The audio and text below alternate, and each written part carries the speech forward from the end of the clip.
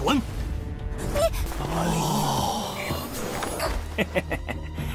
贝哥哥，不想在此节外生枝。王大哥，昨日就是这个家伙欺负你们来的这么早啊？方兄说的不错，玉不琢。只要你给若琳道歉。既然如此。 Halo semuanya, bagaimana nih kabar kalian? Semoga kalian dalam keadaan baik-baik saja, sehat selalu, serta dilancarkan rezekinya ya guys. Amin. Seperti biasa dan tak lain, kita akan melanjutkan Tonghua dari Peerless Battle Spirit dan kita akan memasuki episode terbaru yaitu episode 44. Untuk review part sebelumnya, di akhir-akhir scene kita diperlihatkan kalau beberapa kultivator telah berkumpul, begitu juga dengan beberapa sekte untuklah melihat kemunculan dari menara langit dan bumi, yang dimana menara tersebut melayang-layang guys. Tanpa basa-basi, langsung saja kita masuk ke dalam ceritanya.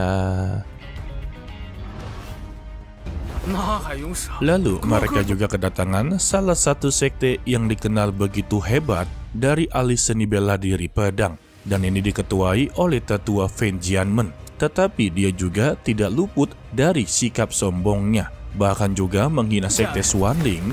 Dia menghina tetua Tianyi yang membawa beberapa murid pengecut mengikuti kompetisi di sini. Tetapi sang tetua meminta kepada dirinya jangan pernah meremehkan murid-murid dari sekte Xuanling. Sedangkan ya untuk Qinan sendiri, dia menggunakan mata dewanya untuklah memeriksa satu persatu dari mereka semua. Yang dimana dia melihat ada salah satu pria memiliki bela diri kuno. Dan juga dia melihat kalau dia ini sudahlah berada di alam Xiantian tingkat kedua. Dan tetua Tianyi langsunglah memberitahu kalau yang dilihat oleh Qinan bernama Huang Kui. Dia juga salah satu kandidat paling terkuat di sekte mereka. Dan juga rumor mengatakan bahwa dia ini begitu sangatlah kejam dan juga sangatlah bengis. Jadi dia meminta kepada mereka berempat untuk lebih berhati-hati dalam menghadapinya. Lalu mereka juga kedatangan dari sekte Qingyun. Kedatangan mereka membuat seluruh para murid pria menjadi begitu sangatlah terpesona. Tetapi tidak untuk sekte Xuanling. Karena untuk Qinan dan lainnya, mereka berambisi untuklah menjadi lebih kuat lagi. Tidak sampai di situ juga, untuk Rowling ternyata mengenal dekat dengan Huang Kui.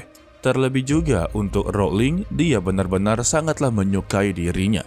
Begitu juga dengan Huang Kui, dia memberitahu setelah memenangkan kompetisi ini, dia akanlah mendiskusikan apa yang telah mereka pelajari. Atau lebih tepatnya, dia akanlah melamar untuk menjadi istrinya. Wadidaw. Lalu untuk Chen Sui'er, dia pun langsunglah melihat sosok dari Qinan. Dan dia pun langsunglah menghampirinya serta memanggilnya. Hal ini membuat Rowling benar-benar sangatlah kesal mengapa dia berada di sini. Dan dia tidak menyangka juga kalau dia ini adalah murid dari sekte Xuanling. Lalu dia pun langsunglah mengambil kesempatan ini untuklah mengadu domba. Kalau sebelumnya pria tersebut telah mencoba untuklah mempermainkan dirinya dan juga telah mengancam dirinya untuklah dihabisi. Bahkan dia juga telah merampok bunga Tianjin miliknya. Tetapi Chen Sui'er memberitahu kepada Huang Kui kalau semua ucapan dari seniornya itu adalah kebohongan. Mengapa dia mengatakan semua ini kepada semua orang? Dan bodohnya Huang Kui menyuruh Chen Sui'er untuklah diam. Karena dia lebih percaya ucapannya dari Rowling. Dan dia meminta kepada Qinan untuk meminta maaf kepadanya. Jika tidak, maka dia akanlah menerima konsekuensinya. Kalau udah yang namanya bucin, sudah pasti dibutakan guys. Tetapi tetua Tianyi langsunglah turun tangan dengan memberitahu kalau mereka yang berasal dari sekte pedang tidak tahu bagaimana bersikap kepada sekte Xuanling. Karena bagaimanapun juga sekte Xuanling adalah yang paling terkuat dari antara mereka semua. Mendengar itu juga, tetua dari sekte pedang langsunglah menertawakannya. Karena yang kuat-kuat dari sekte Xuanling tidaklah berada di sini. Dan yang dibawa oleh tetua Zhang Tianyi adalah murid-murid yang begitu sangatlah lemah. Terlebih juga ini hanyalah masalah antar murid. Biarkanlah para murid yang menyelesaikan ini semua sendiri. Maksudnya para tetua tidak perlu ikut campur guys. Begitu juga dengan tetua dari sekte Qingyun, setuju dengan pemikiran dari tetua Fang ataupun tetua dari sekte Pedang. Dengan permasalahan seperti ini, maka akanlah membuat para murid menjadi begitu sangatlah bermotivasi untuklah menjadi lebih kuat lagi. Waduh. Iya, sebetulnya kagak salah juga sih, tetapi akan menimbulkan sebuah dendam yang begitu berat. Untuk tetua Fang yang melihat kemampuan dari Jinan, dia melihat kalau ranah dari Jinan ini lebih lemah dari Huang Kui. Jadi dia berpikir kalau kompetisi ini akanlah membuat sekte pedang mereka berada di posisi pertama dan membuat sekte Xuanling kehilangan muka di depan umum. Apa iya? Dan tetap saja Huang Kui menagih kepada Jinan dalam meminta maaf kepada Rowling. Jika sekarang dia meminta maaf, maka dirinya akanlah memaafkannya.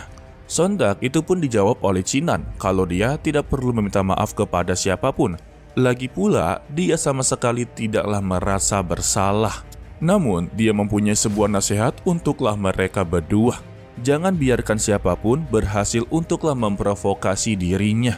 Jika tidak, maka dia akanlah mendapatkan apa yang akan terjadi kepadanya. Maksud dari Jinan, jika kalian terprovokasi, maka kalian akanlah mendapati konsekuensinya sendiri atau masalah baru. Mendengar nasihat tersebut juga membuat seluruh para murid di sana mengatakan kalau Jinan terlalu begitu sombong karena sudah begitu sangatlah berani memprovokasi Huang Kui. Begitu juga dengan Rowling mencoba untuklah menghina-hinanya kalau dia begitu sangatlah bodoh karena telah menyinggung hati dari Huang Kui. Tetapi Jinan mengatakan enyahlah. Yang membuat Rowling menjadi begitu sangatlah ketakutan.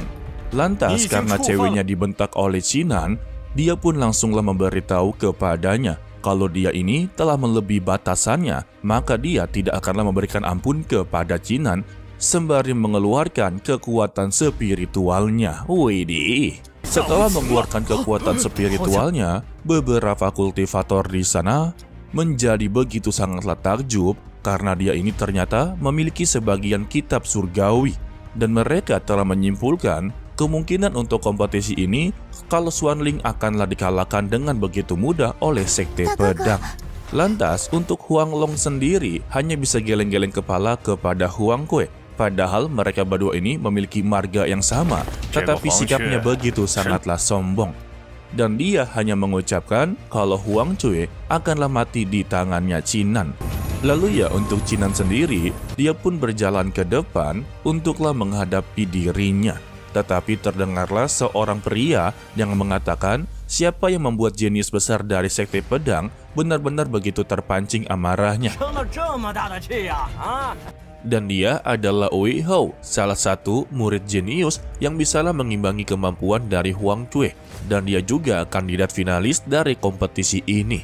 Terlebih ranahnya juga sama seperti Huang Kui yang berada di alam ranah Xiantian tingkat 2. Untuk Huang Kui sendiri meminta kepada dia kalau semua ini bukanlah urusannya. Lalu Wei Hao menjawab apapun yang membuat diri tertarik itu juga bukanlah urusannya. Jika memang dia ingin bertarung dengannya, maka dia akanlah meladeninya. Tetapi sebelum itu, dia akanlah membuat sebuah isyarat terlebih dahulu. Mendengar pernyataan tersebut juga, di dalam pikirannya Huang Kui kalau dia tidak boleh mencari masalah dengan Wei Hao. Karena kemampuan dia ini lebih unggul daripadanya. Jika bertarung untuk saat ini, maka dia juga akanlah dipermalukan. Ditambah pavilion Wuyan sebentar lagi akanlah dibuka. Lebih baik bersabar sedikit dan dia akanlah menghabisi mereka berdua di dalam kompetisi pavilion Wuyan. Jadi ya untuk saat ini, dia memutuskan untuklah tidak berdebat dengan Wei Hao. Sedangkan ya untuk Wei Hao sendiri, dia langsunglah tertarik dengan Rowling. Dan dia pun mencoba untuklah menggodanya guys. Ya elah, samanya. Dan begitu bodohnya juga, Huang Kui langsunglah melepaskan Rowling. Menyuruhnya untuklah mendekati Wei Hao. Karena dia memiliki masa depan yang begitu sangatlah indah. Jika Rowling bersama dirinya, sudah dipastikan tidak akanlah bahagia. Pria macam apa ini? Sama sekali tidaklah gentleman. Tetapi dalam pikirannya Rowling, kalau semua pria yang berada di sini memang tidaklah berguna. Jadi dia akanlah memanfaatkan pria gendut satu ini untuklah menghabisi nyawa dari Cinan. 你的前途只会更加广阔。 Dan dia pun langsunglah kembali untuk menggodanya.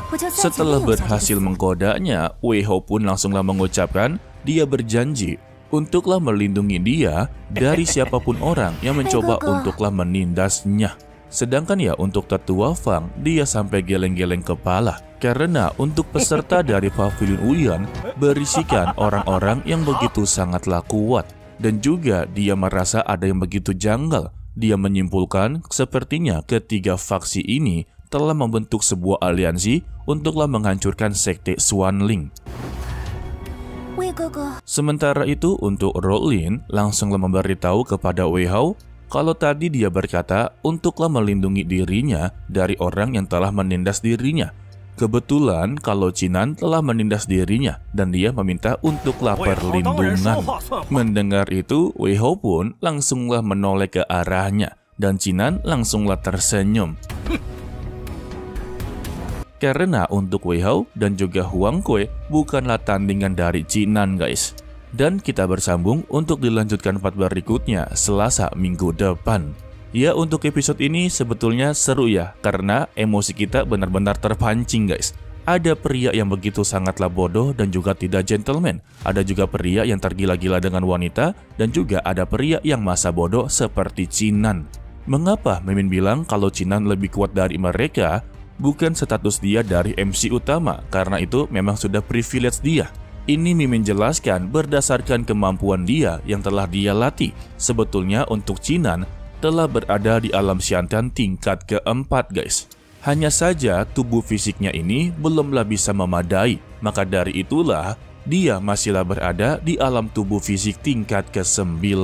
Namun jika dia menggunakan kekuatan jiwa dewa perangnya, maka tubuhnya ini akanlah bisa mengimbangi ranah aslinya guys. Jadi sedikit spoiler untuk part berikutnya, Pavilion Wuyan akanlah dibuka dan mereka akanlah bersaing satu sama lain. Ia bukan bersaing satu sama lain sih, melainkan ketiga faksi ini yang terdiri dari Sekte Pedang, Sekte Qingyun, dan juga Sekte Api akanlah bekerja sama dalam menjatuhkan Sekte Xuanling. Tetapi adanya Cinan, Huanglong, dan juga lainnya tidak akan membuat Sekte Xuanling benar-benar dipermalukan. Justru mereka bertigalah yang akan dibuat ketar-ketir.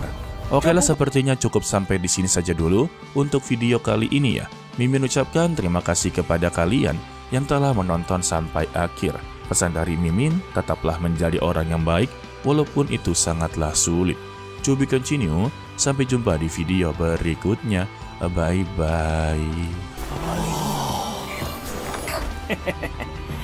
贝哥哥，不想在此节外生枝。黄大哥，昨日就是这个家伙欺负你们来的这么早啊？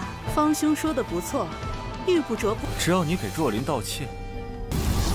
既然如此。